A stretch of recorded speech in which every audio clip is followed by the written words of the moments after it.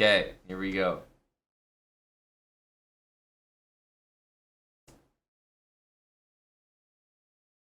Okay, nearly a 1400 here.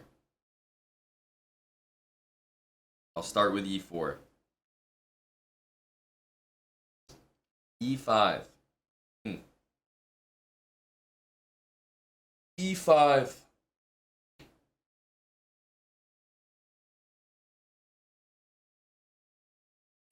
What's the vibe?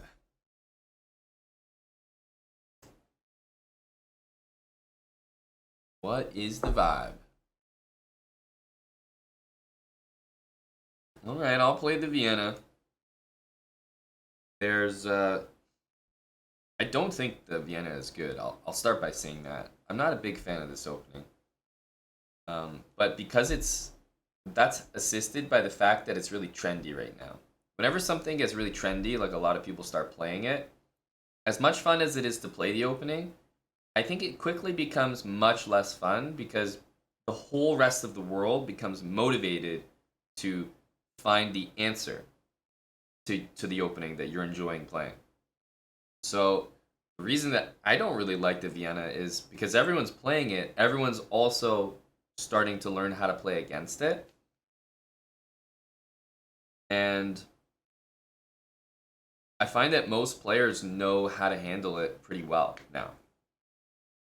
It's okay. Knight f6, of course. F4 is pretty much the main reason people play the opening. Pawn takes f4, e5 is kind of uncomfortable and gets a lot of really quick wins for white.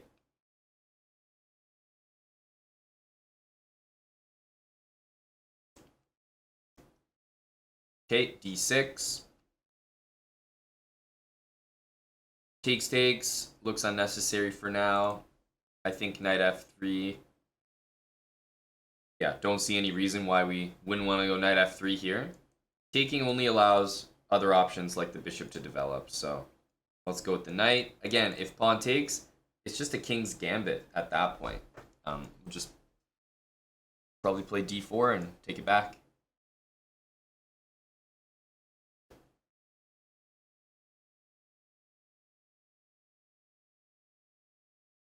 d6 is, what's the word? Submissive. Very submissive. All right, pawn takes. I mean, it has to be a situation where we play d4, and I think we're kind of playing King's Gambit stuff at the moment. So can't think of another move than d4. Bishop c4 maybe, but seems a bit unnecessary.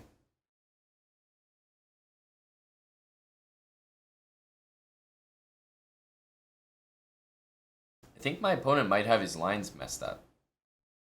g5 is not a move as far as I know when you can just take it. g5 is a move maybe without the knight there. Then you play g5, defended by the queen. Or if your knight is here, the only line that I'm familiar with here is knight h5. It looks like a funny move, but you can't really attack the knight very well without moving this knight, which allows queen h4. The knight guards the pawn. So here, as far as I know, this is just a mistake, but I'm sure I will quickly learn if it's the contrary.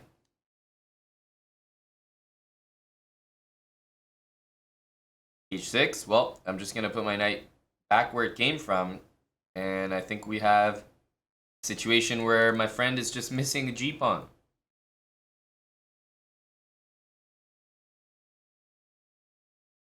Yep, this is not looking like his best foot forward. Knight takes e4 is the threat, which definitely makes me look at bishop d3. I know bishop f4 is tempting, that free pawn, but it'll always be there. So I think for us, we wanna take care of that pawn. So bishop d3 is like the first move I'm thinking of. And then after I've established a really good backup move, like if I'm thinking of what to do and I can't find better, I'm just going to go bishop d3. It's a fantastic move. But Now I'm going to start thinking maybe a bit more tactically. Okay, you went queen there. Let's say I went bishop takes f4. Does something like that work? Knight takes, knight d5, queen d8. Doesn't really work. There's going to be f5. Kind of messy. I don't see anything being better than this, so I'm going to go for it. The move that might be tempting for my opponent could be knight takes e4.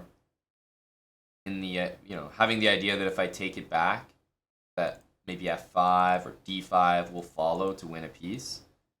I believe that knight e4 loses to knight d5. I think. So I'm not too worried about that. And if he plays bishop f5 or something, then we'll castle. So.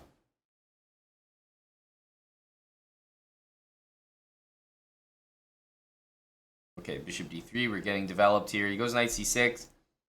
There might be an idea of something like this. The other plan that he might have is knight to b4. But knight b4 with his queen and king in the middle just really doesn't make a strong impression. So I'm not that bothered by that move. Okay. Do we castle here? Question is, do we castle?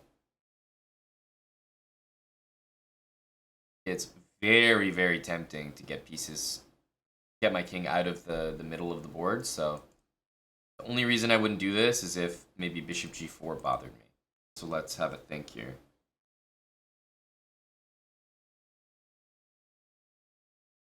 Castle, bishop g4. Is there knight d5 there? Takes, takes. This knight has to move. Even if knight takes d4 was played, I think we have rook e1. Castle, bishop g4, knight d5. The queen might have to go to d8, which should be an achievement for us.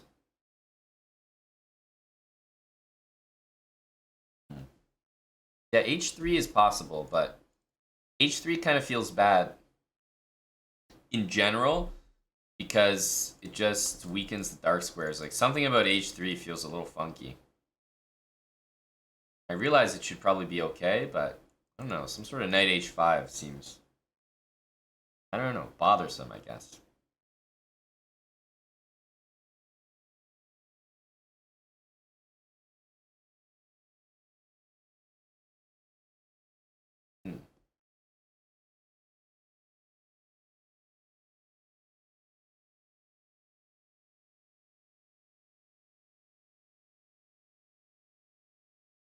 I think what I'm going to do is go for my castle and knight d5 line.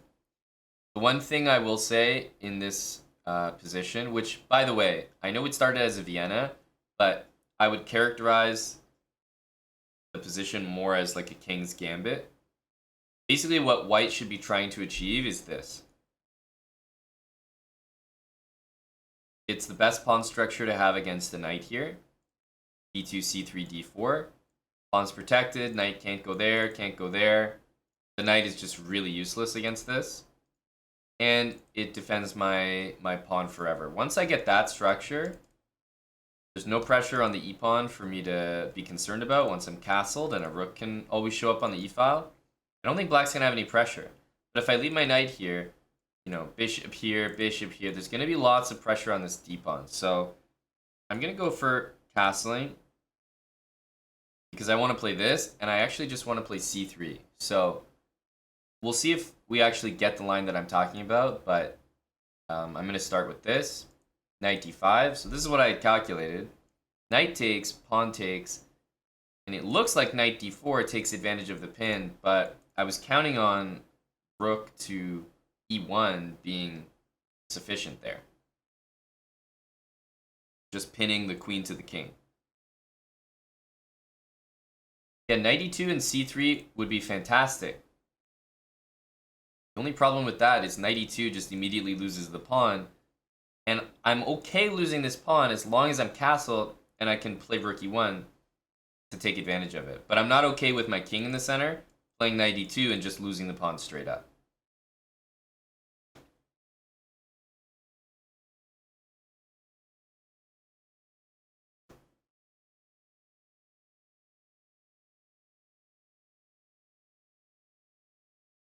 Can any 1300s in the chat confirm that these are the 1300s that we're scared of?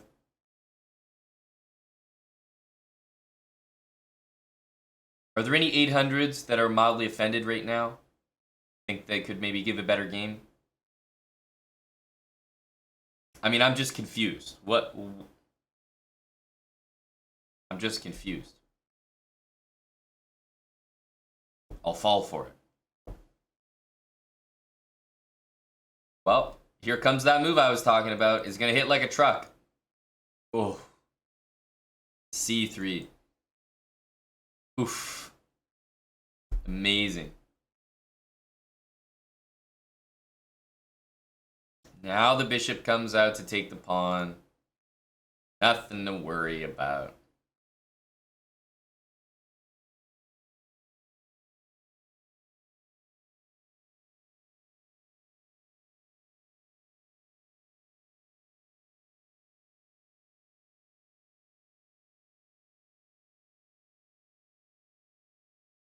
So, king h1 is probably the move I would recommend to everybody. Just, why not? Bishop takes pawn is the one that I'm going to play. I'm definitely anticipating this. And the nice thing for me after this is, first of all, bishop g3 puts the bishop in the way of the g file and it makes a threat for me to win his bishop. So that immediately deals with everything. But apart from that, knight h4 also heads to a square I would love to visit anyway, plus guards g2 as well. So I like both of those moves. And he's just going to resign. I mean, okay. Okay.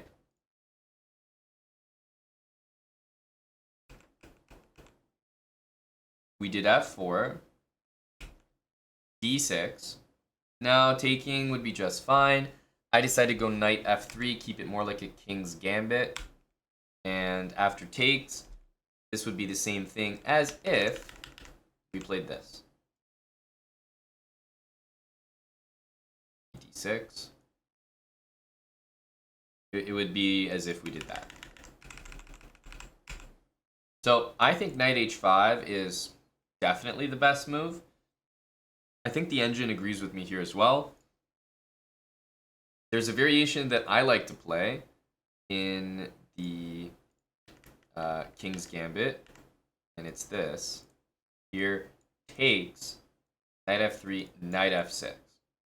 I like this variation in the King's Gambit. I think it's kind of fun, and the idea for the most part is if they play e5, then you go to h5. And you sit there and you defend your pawn really stubbornly.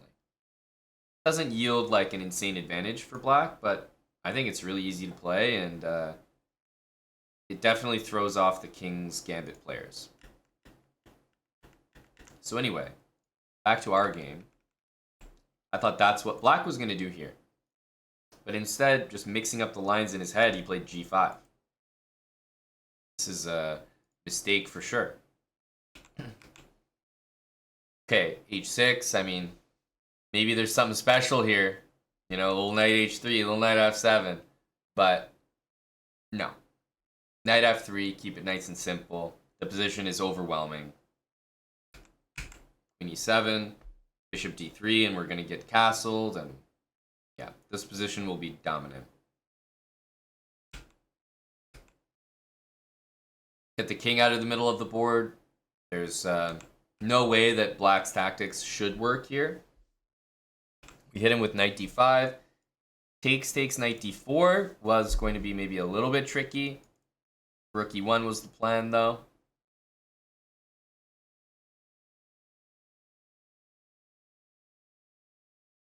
And the main point of this pawn was that it stops bishop e6, it stops knight e6. There's no way to save your queen. And I mean, I expected him to go here. And to be quite honest with you guys, what I was going to do here was probably going to be taking and playing c3. Now, this probably isn't the best move, but I was thinking of doing this, and I will eventually win this pawn. Like, there's no way he's able to keep it forever. So, this was probably going to be my plan. Taking does feel a little bit helpful. c3 right now, h3, bishop takes f4. I'm sure these moves are all very, very good. But we didn't get very far in the game because he just hung his queen. And now it's just over. Dream position. So, not much to say about this game either. Very early blunders. I definitely expected knight h5. But even still, against the Vienna, we could probably agree d6 is a little bit soft of a move. Anybody that knows anything about this line now pretty much plays d5. d5 is the only way to play with black. But everyone seems to know this now. So it's like, I don't find the Vienna that interesting. It's like, yeah, people like the Vienna for some of the other lines. You know, maybe this queen g4 stuff. But I assume that there's some Vienna players in the chat, which is why we had this as a suggestion to play. So I'll just ask you, Vienna players.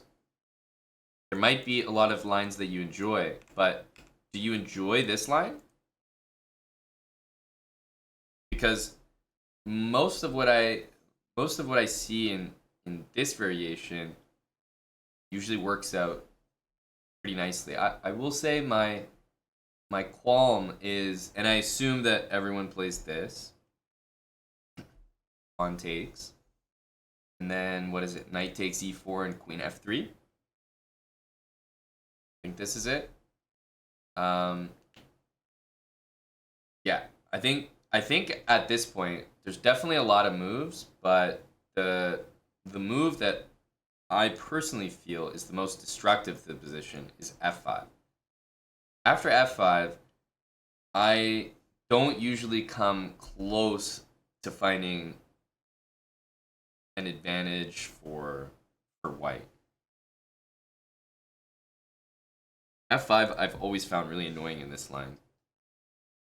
There's an endgame. Wait, is bishop b5 the move after knight c6 here? Oh, so you've got another line, Anthony. That's the thing, though. It's like the guys with the black pieces are finding these really easy ways to play, and it's like I just feel like the Vienna's kind of killed right now. Knight c6, bishop b5, knight takes c3, queen h4 check. Okay, white has to play g3, queen e4 check. I guess you don't have to take. Let's say you take. And you're telling me that white's supposed to play this position for a win. You think I know theory, Dr. Lord? I'm reading Anthony's chat. Anthony's the strong player here. He's the one actually working on chess right now. He knows these lines, not me.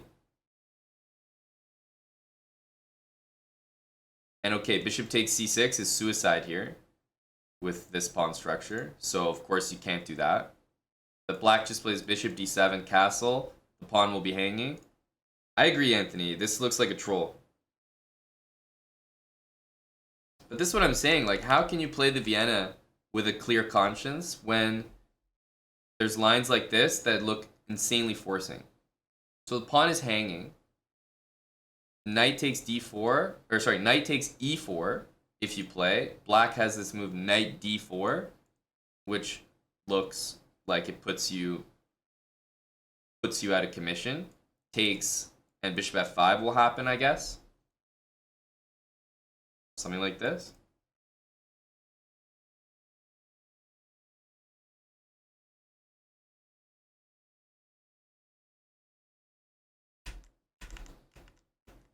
So if you can't take the knight, how do you defend the pawn? Well, you can't, right? So you have to play this. And then this looks forcing. This looks forcing. This looks forcing, and this looks forcing.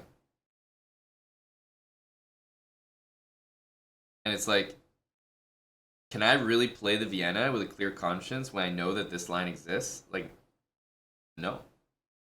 So this is what I mean when I say, like, I have the opinion that the Vienna is just a garbage opening. Because it's so black. If black can force this position every single game, I'm like, I'm not sure I want to play this line. Plus, the other line I was talking about leaves more pieces on the board. I think f5 is also pretty tricky. But this is if black wants to be, like, it offers a lot of counter chances as well.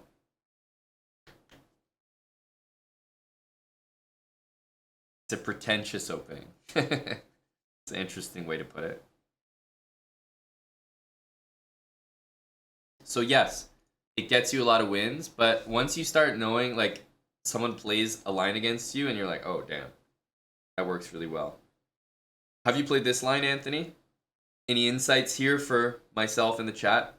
Because I think that f5 is a very good line for black.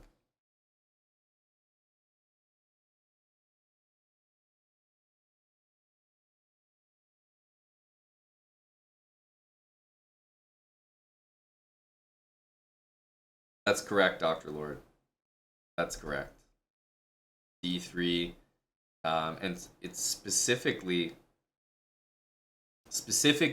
takes, and before white can, like, establish himself as the d4 bishop d3 god, you hit him with d4 and it's like, just, I don't know, unpleasant. I haven't seen too many good things happen to white here. That's all I know. And taking on f6 is like a troll. It's like, why would I play a line where black's just gonna take back, develop, and castle, and my stupid queen is sitting here? So I think f5 is an insanely good line. Anthony just proposed another line, which I immediately like, because it seems to pretty much get everything off the board into a forced position. So I don't know. To me, the Vienna is not too serious of an opening once I see that. But everyone plays it for the queen f3 line. So, you know, your line exists, Juice, knight f3. This is definitely a move. But this is not why people play the Vienna. Like, I don't think you're getting elite positions out of this opening. I'll say that. Much less flexible than the queen coming out. Black will, I don't know, I guess develop somehow like this and eventually take you. This seems kind of reasonable for black. I wouldn't be too scared. Now again, if you guys are 1300, 1500, 1000, even 1800, you can probably get away with it, and not everyone is going to play the exact line that we just looked at, or f5. Maybe they're going to take here and you're going to get all your wins. But there is a point you reach in chess where you're like, you understand maybe that there's a certain way that someone can play against your opening, and by force, you get a position which is kind of uninspiring, pieces have been traded, hard to win, and you're like, fuck me, maybe I should play a different opening. And that's the experience that I have with the Vienna. It's like, you play Vienna against a reasonably strong player, and I think they'll slap you around.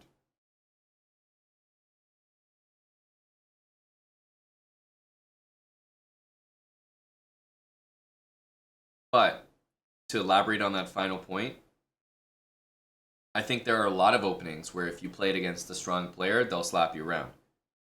But I will say that because the Vienna is so trendy right now, so popular, and so many people are playing it, that naturally causes, you know, the scales of justice to balance, and that means that the guys playing with the black pieces are also working hard against the opening, because they're like, shit, everyone's playing it, I have to learn it now. Everyone's going to their coaches, going to their chessable courses. How do I deal with the Vienna? Everyone's playing it. And so everyone is learning about these very, very good variations that usually a much stronger player would play, but they're learning about it at lower and lower ratings because the opening is trendy and popular. That's my main point. It's like, You'll always have this experience with a trendy opening. The London went through this as well. The London, I used to clap people with it. Nowadays, I play London, and it's like people have the good lines dialed in. People will blunder and play some really bad lines occasionally, but for the most part, I'm playing games with 2400s on chess.com, and they have the best lines dialed in.